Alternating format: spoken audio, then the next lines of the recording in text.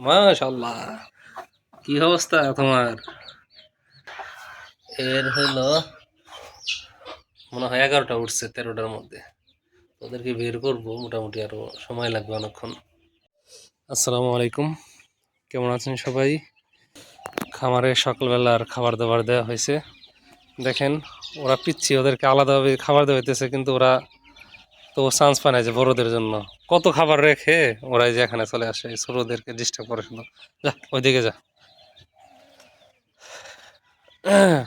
দীর্ঘদিন পর ওদের প্রথম বের করা হয়েছে বাহিরে, খাঁচাই দিয়ে। আপনারা জানেন এক সময় খাঁচাই ছিল, ওই যে ওরা ওরা ওদেরকে ছেড়ে দেওয়া হয়েছে এখন খামারে। ছেড়ে দেওয়ার পর এখন সেই স্থানটায় যে ওদের দেওয়া হয়েছে, ওরা বাইরে পরিবেশ দেখুক, ওদেরকে আবার কিছুদিন পর ছেড়ে দেবো ইনশাল্লাহ। কিন্তু ওদের খাবার দাওয়া দিতে একটু সমস্যা হইতেছে, যে বড়জন যারা আছে ওরা এসে শুধু ডিস্টার্ব করতেছে। দেখছেন, জোর যার মূল্য তার, এ হলো অবস্থা হয়ে গেছে যা। ওরা মানে ওদের প্রচুর ক্ষুধা লাগছে, কিন্তু উপায় পাইতেছে না। 3 জায়গায় দিছি, দেখেন এগুলো খালি খালি, তেমন খাইতেছে না। ওখানে যে ভাগ বসাইতেছে ওরা, প্রচুর খাবার আছে। তা বাদ দেয় যে ছোট জমদের ওখানে যাইতেছে।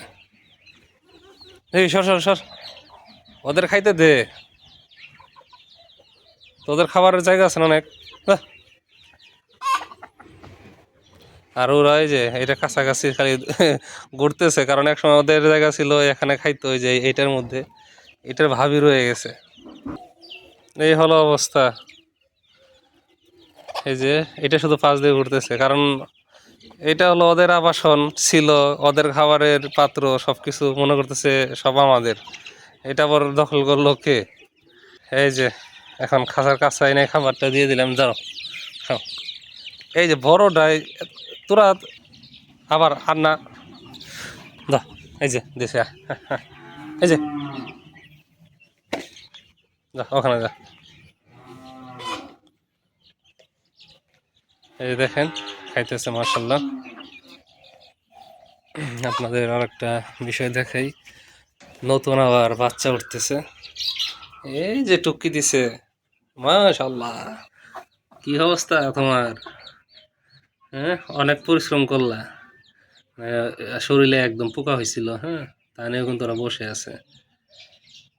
মোটামুটি এখানে উঠছে মনে হয়, পরে জানি শুনলাম 10টা উঠছে, আর 3টা ডিম বাকি আছে, 13টা দিয়ে বসানো হয়েছিল। মাশাল্লাহ দেখেন। আর এর হলো মনে হয় 11টা উঠছে 13টার মধ্যে। ওদেরকে বের করবো, মোটামুটি আরো সময় লাগবে অনেকক্ষণ।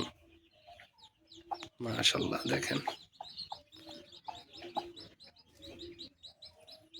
এই হলো অবস্থা। দোয়া করবেন আমার জন্য যেন খামারে সফল হতে পারি।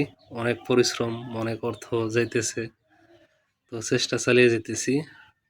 আর যাদের দেশি মুরগির বাচ্চা লাগবে বলতে পারেন, একদম সুস্থ সবল এবং কি রানীক্ষেতের ভ্যাকসিন করা থাকবে, নিতে পারবেন ইনশাল্লাহ।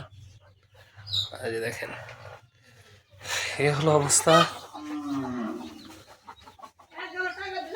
যারা দেখলেন ভিডিওটি, ধন্যবাদ জানাই সবাইকে ভিডিওটি দেখার জন্য।